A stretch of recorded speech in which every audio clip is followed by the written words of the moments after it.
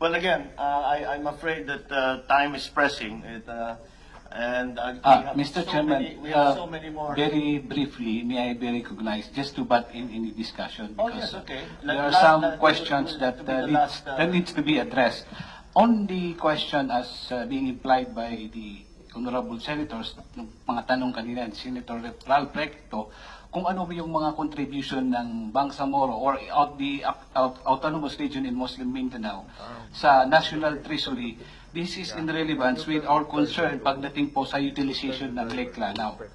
For decades, since 1953... Yes. I'm sorry, we will get to that. We haven't really... The subject of Lake Lanao is not only a taxation and a revenue, but it's actually a constitutional problem. Yes, and of course, so we will get to that. If we cannot start that debate or that discussion with less than... No, I'm just implying, sir, that yung sinasabi kasi na wala kaming nako-contribute sa National Treasury. If we look at the data, yung National Power Corporation, yung kita lang po nila sa 6 na Agos hydroelectric plants, nung hindi pa na-privatize ang Transco at saka NGCP, kahit i-combine mo yung actual budget ng ARM sa oras na yon at saka yung era ng LGU, ay sobrang-sobra po yung nakukuha ng national government from that 6 hydroelectric plants. Now, only question po bakit may special preference? Please. Yes.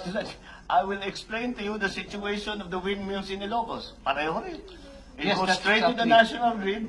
The corporate, what taxes are collected from the corporations that own it, go to the BIIs, exactly the same thing. But the situation Let us po is talk about different. another familiar situation, the geothermal production in Leyte, all goes to the national grid. It's exactly the same. Pero marami po silang benefit. Very unique po ang Lake Lanao. For example, if I may compare with Angat Dam or Pulangi, yung Angat Dam po hydroelectric, ginawa po yan with multipurpose. Ginagamit po yan for water, ginagamit po for irrigation ng mga farmers na nakatira sa Bulacan. In the case of Lake Lanao, ginawa po yung dam in the middle of the city. And dinivert po yung, ni-reverse po nila yung ecology ng Lake Lanao na hindi na po namin napapakinabangan ito. Okay. So ito yung maraming aspeto na dapat nating tingnan kasi may mga injustices na kailangan ng special preference because sa mga nakalipas na panahon ay napag-iwanan po ang mga Bangsamoro at marami pong batas na hindi na ipapatupad. Exactly bakit po natin pinaglalaban itong BBL. Okay. Isang sampol lang po, ni minsan, hindi po kami nagkaroon ng regional governor na binoto ng mga tao. Dahil sa mga nakalipas, kung sino ang manok ng presidente, yun po ang nagiging regional governor. Well, wala kaming regional governor kahit kailan.